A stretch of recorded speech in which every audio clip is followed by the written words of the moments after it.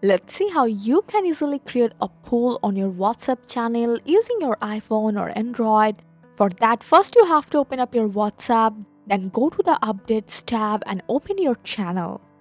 Now, depending on your device, on iPhone, press the plus icon in the bottom left corner, and on your Android, select the attachment icon near the message bar.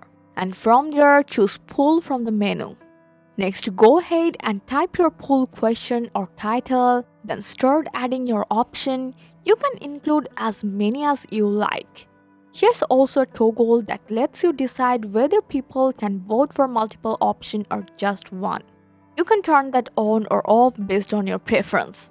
Once everything looks good, just hit send and your poll will be live in your channel. Isn't it really cool? I hope this guide helpful. Like the video and subscribe for more tips.